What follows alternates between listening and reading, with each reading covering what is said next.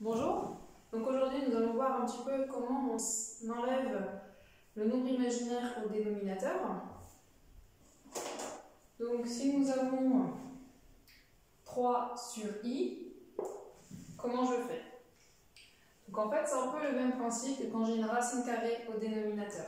On sait qu'on ne doit pas laisser de racine au dénominateur, tout comme on ne doit pas laisser le nombre imaginaire au dénominateur. Donc si j'avais une racine comme 3 sur racine de 2, comment je fais pour enlever ma racine au dénominateur? Je vais multiplier par la même racine en bas et en haut. Par conséquence, donc en haut je vais avoir 3 racines de 2, et en bas racine de 2 fois racine de 2, ce qui me fait 2. Donc on voit qu'en faisant comme ça, je n'ai plus de racine au dénominateur. Et bien c'est exactement le même principe avec i. Je vais multiplier en haut et en bas par i, donc fois i ici et fois i ici. Donc en haut je vais avoir 3i, et en bas i fois i, vous vous rappelez, ça fait i au carré, et i au carré on avait défini que c'était moins 1.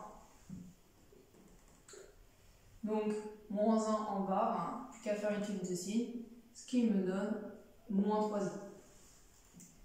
Donc si je refais avec un autre exemple, si j'ai 5 plus 2i divisé par 4i, je n'ai plus qu'à multiplier en haut et en bas par i.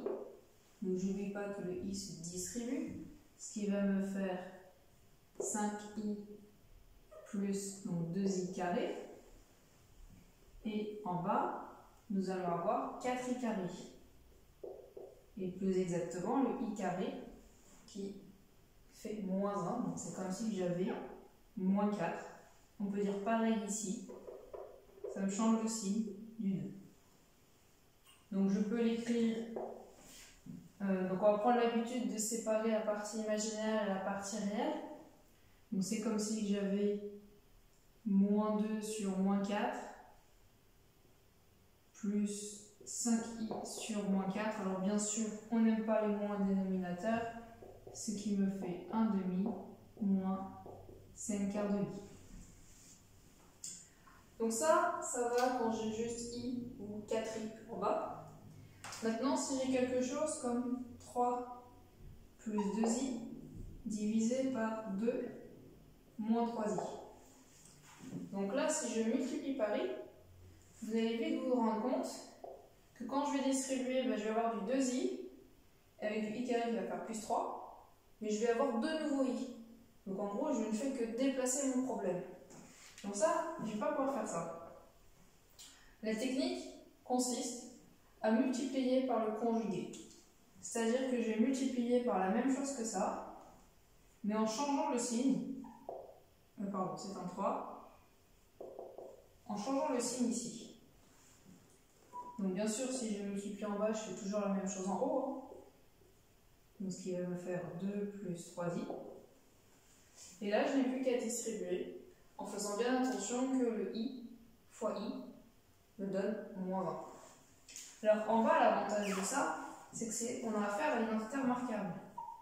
Du a moins b, facteur de a plus b. Ce qui me donne a carré moins b carré.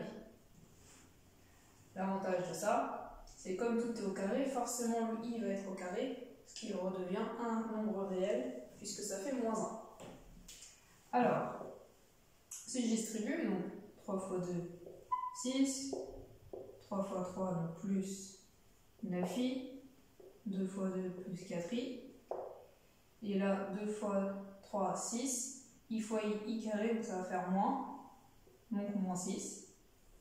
Divisé par en bas, donc là j'ai mon a carré, 4, et mon b carré qui va faire moins, techniquement, 9i carré, sauf que mon i carré, ça fait changer le signe, plus 9. Donc là et là, ça va s'éliminer, j'ai plus qu'à avoir 13i, sur 13 également, c'est parfait. ça fait I.